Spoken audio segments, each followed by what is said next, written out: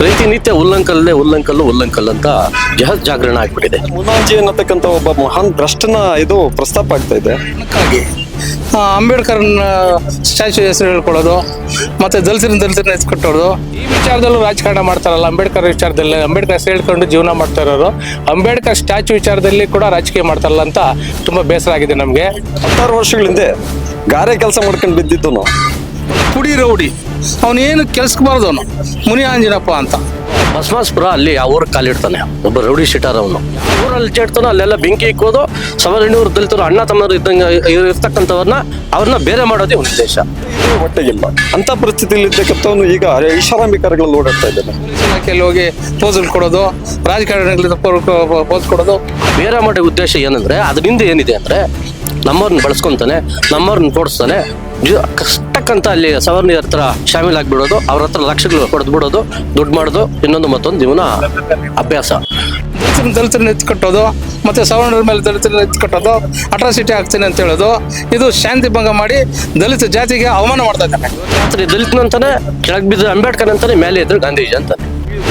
ಹಳ್ಳಿಗೆಲ್ಲ ಕೊಳ್ಳಿ ಇಡ್ತಕ್ಕಂಥವನು ಇವನು ಮಾತು ರೀತಿ ನೀತಿ, ಇವನು ನೀಚ ಅಲ್ಲ, ಇವನು ನೀಚಾತಿ ನೀಚ ಅಡಬೆ ವೈರಸ್. ಇವನು ಒಂದು ರೌಡಿ ಶೀಟರ್ ಆಗೋದ್ರಿಂದ ಇವನು ಗೂಂಡಾ ಹಾಕ್ಟಲ್ಲಿ ಬಂಧಿಸಿ ಇವನು ರಾಜ್ಯದಿಂದ ಗಡಿಪಾರು ಮಾಡೋವರೆಗೂ ನಾವು ಇನ್ನು ಮುಂದೆ SP ಆಫೀಸ್ ಮುಂದ್ಗಡೆ ಹೋರಾಟ ಮಾಡ್ತೀವಿ.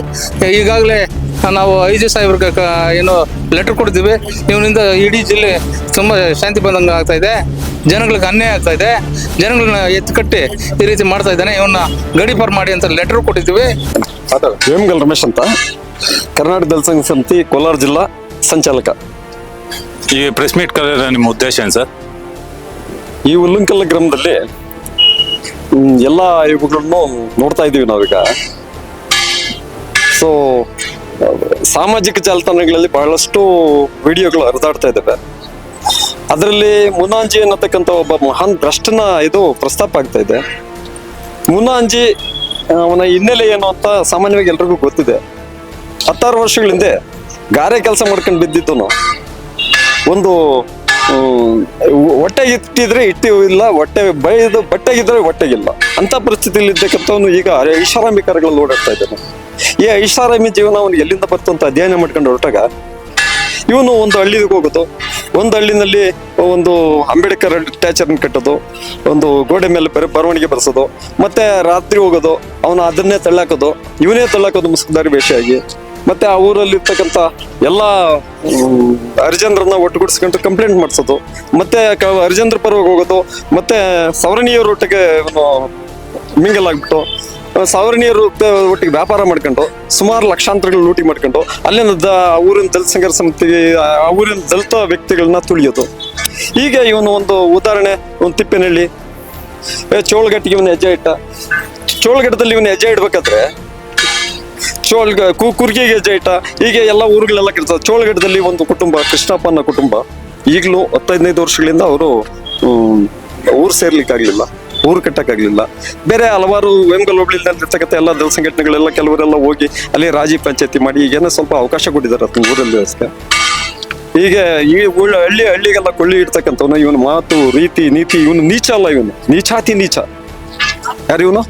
ಅಡಬೆ ವೈರಸ್. ಇವನು ದಲಿತ ಜನಾಂಗದಲ್ಲೇ ಒಂಥರ ವೈರಸ್. ಇವನು ದಲಿತ ಅಲ್ಲ, ಇವನು ಬಲಿತ ಆದ್ರೂ ದಲಿತರ ಶೋಷಣೆ ಮಾಡ್ತಕ್ಕಂಥ ಬಲಿತ ಇವನು. ಈಗ ಇತ್ತೀಚೆಗೆ ಉಲ್ಲಂಕಲ್ಗೆ ಹೆಜ್ಜೆ ಇಟ್ಟು, ಇಲ್ಲಿ ಉಲ್ಲಂಕಲ್ ದಲಿತರ ಪರವಾಗಿ ಹೆಜ್ಜೆ ಇಟ್ಟವನು. ಮತ್ತೆ ಅಲ್ಲಿ ಅವ್ರಿಗೇನೋ 5 ಲಕ್ಷ ಬೇಡಿಕೆ ಇಟ್ಟು ಅವ್ರು ಕೊಡದೇ ಇದ್ದಾಗ ಅಲ್ಲಿ ಆ ಊರಿನ ಸವರ್ಣೀಯರ ಒಟ್ಟಿಗೆ ಸೇರ್ಕೊಂಡು ದಲಿತರಿಗೆ ವಿರುದ್ಧವಾಗಿ ಹೊರಟು ಅಂಬೇಡ್ಕರ್ ಸ್ಟ್ಯಾಚ್ಯೂಗೆ ಇವನೇ ಅಡ್ಡಿಪಡಿಸ್ತಾ ಇದ್ದಾನೆ ಅಲ್ಲಿ.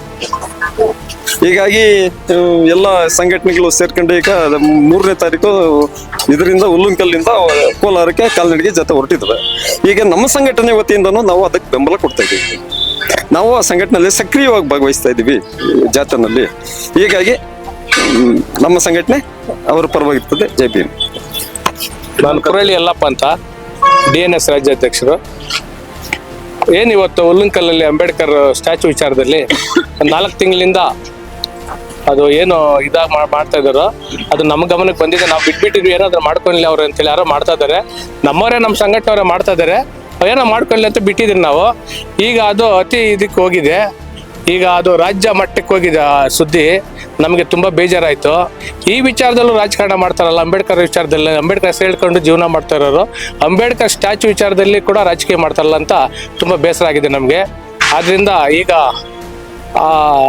ನಾವು ಇದೇನು ಅಂಬೇಡ್ಕರ್ ಸೇವಾ ಸಮಿತಿಯವರು ಸೋಮವಾರ 3ನೇ ತಾರೀಕು ಉನ್ನಂಕಲ್ ಗ್ರಾಮದಿಂದ ಜಿಲ್ಲಾ ಪಂಚಾಯತಿ, ಕೋಲಾರ ಜಿಲ್ಲಾ ಪಂಚಾಯತಿವರೆಗೂ ಕಾಲ್ನಡಿಗೆ ಜಾಥಾ ಇಟ್ಕೊಂಡಿದ್ದಾರೆ. ನಮ್ಮ ದಲಿತ ಸಂಘಟನೆಗಳ ಸಮನ್ವಯ ಸಮಿತಿ ಹಾಗೂ ನಮ್ಮ ವೇಮಗಲ್ ಹೋಬಳಿಯಲ್ಲಿ ಇರ್ತಕ್ಕಂಥ ಎಲ್ಲ ಸಂಘಟನೆ ಲೀಡರ್ಸ್ನೆಲ್ಲ ಕರೆದು ಇವತ್ತು ಮೀಟಿಂಗ್ ಮಾಡಿ ನಾವು ಎಲ್ಲ ಸಂಪೂರ್ಣವಾಗಿ ಬೆಂಬಲ ಕೊಡ್ತೀವಿ ಅಂತೇಳಿ ಮಾತಾಡಿದ್ವಿ. ಆದ್ದರಿಂದ ನಾವು ಅಂಬೇಡ್ಕರ್ ಸೇವಾ ಸಮಿತಿಯವರು ಏನು ಇಟ್ಕೊಂಡಿದ್ದಾರೋ ನಮ್ಮ ಸೋಮವಾರ 3ನೇ ತಾರೀಕು, ಅದಕ್ಕೆ ನಮ್ಮ ಸಂಘಟನೆಯವರು ತುಂಬ ಇದ್ರಾಗೆ ಅತಿ ಜನಸಂಖ್ಯೆಯನ್ನು ಸೇರಿ ಯಶಸ್ವಿಗೊಳಿಸಿ, ಅದೇ ಎಲ್ಲಿ ನಮ್ಮ PDO ಎಲ್ಲಿ ನಮ್ಗೆ ಜಾಗ ಕೊಟ್ಟಿದ್ದಾರೋ ಅಲ್ಲೇ ಅಂಬೇಡ್ಕರ್ ಚಾಚನ್ ಮಾಡಬೇಕಾವರೆಗೂ ನಾವು ಈ ಹೋರಾಟ ನಿಲ್ಲಿಸಲ್ಲ ಅಂತ ಹೇಳ್ತಾ ಇದ್ದೀನಿ. ಜೈ ಭೀಮ್.